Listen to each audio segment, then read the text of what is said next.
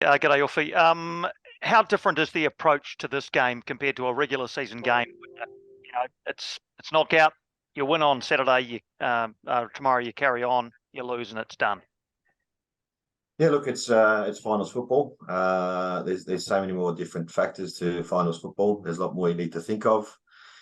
Just not the 90 minutes. There's extra time, and then possibly an opportunity that may go to penalties as well. So the changes that you make within the game, how to influence the game, whether you're winning or you're losing, and when you need to get yourself back into the game, and also how to influence the game at extra time as well. So, but look, we played already 26 games this season. Finally, I think the boys understand how we play and what we need to do tactically, but I think it comes down to who wants it more, the willingness to get the outcome that we desire.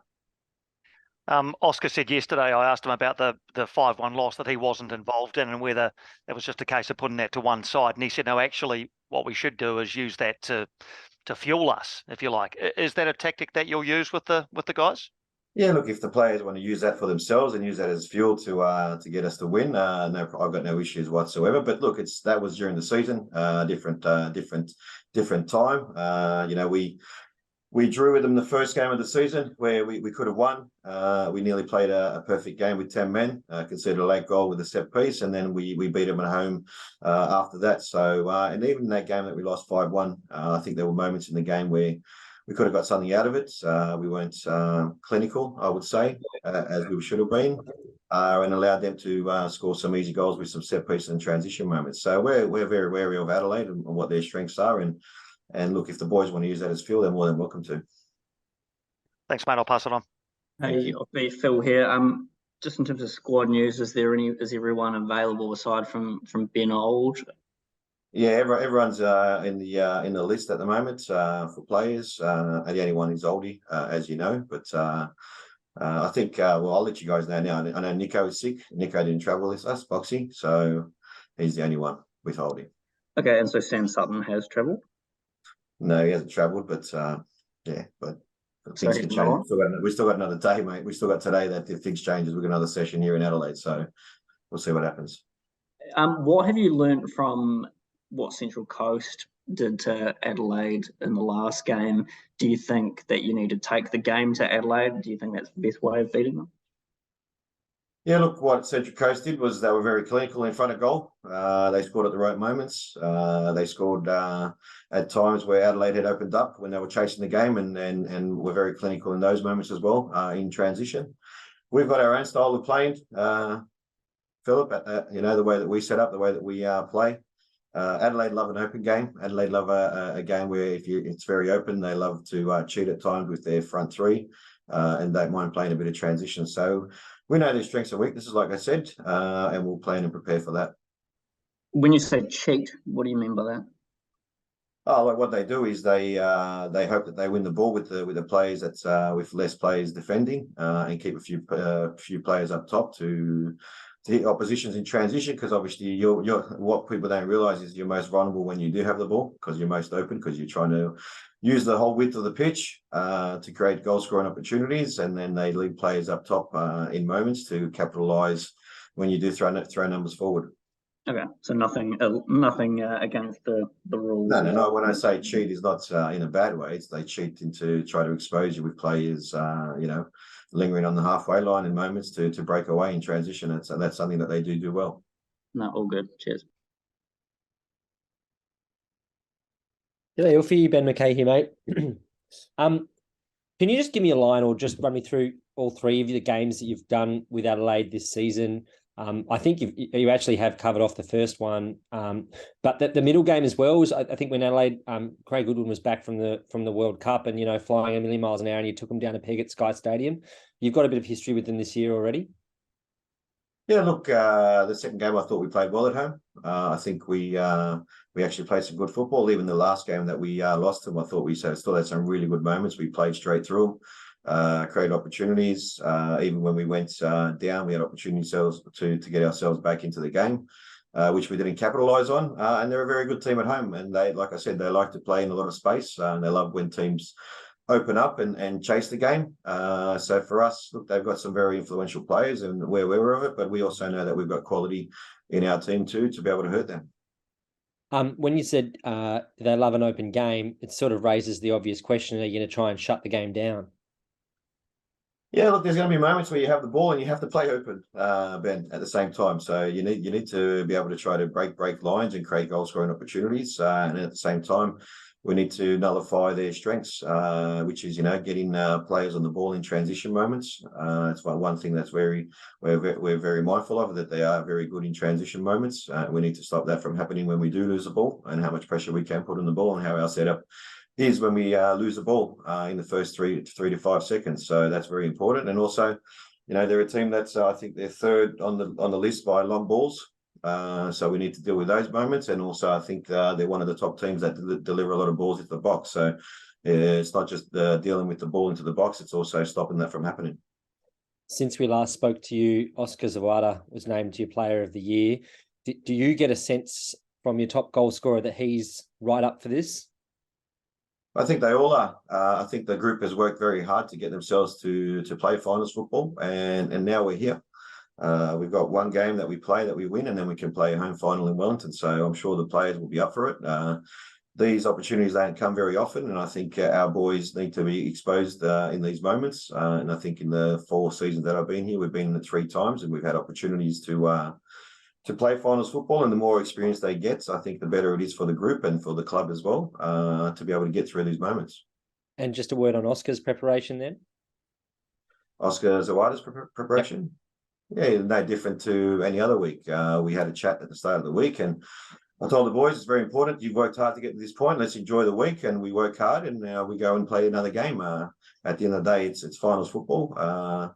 There's a lot of fluidity to the game with extra time. If we go to extra time, if we go to penalties, so it's one of those ones that the boys know the occasion, and the main thing is that they go out there with the mindset of actually enjoying what they worked hard for. Just finally, obviously you hit the finish line not in the best form you've had all season. You won the last game, but the month before that was pretty forgettable. Do you have to draw a line under it? Do you wipe the slate clean, or can you, or do you is it linear? Do you use that finals football as washing the etch a sketch and sort of go from scratch again?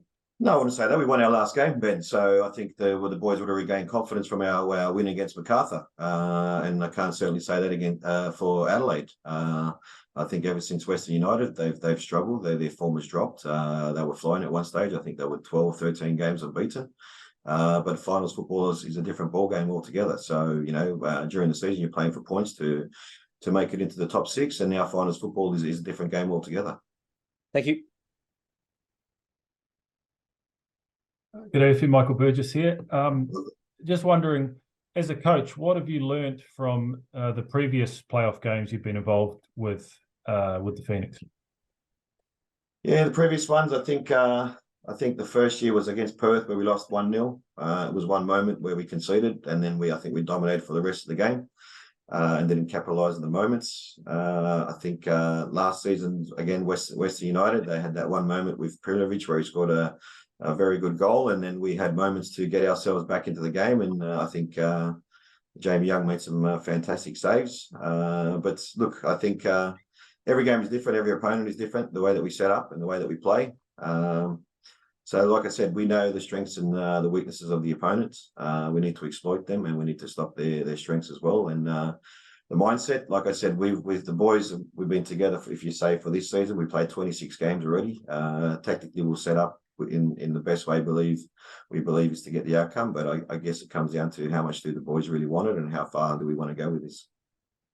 And you mentioned before about the occasion. It is a big occasion. Do you think in a funny sort of way, after your team's been walking the tightrope for the last 5 weeks, do you think the pressure's kind of off a bit? Yeah, I don't like that question, Michael, about walking the tightrope, mate, because we've earned the points to get us in the position that we currently are, regardless of what's happened previously, mate. And we've earned more points than the other teams that are below us, so we've earned to be here. Has the form probably before the Macarthur game been great results-wise? No. Footballing-wise, I think we've still been playing some decent football, just not getting the outcome that we work towards. But like I said, we regained our confidence with a win over an opponent that we needed to win against, away from home again.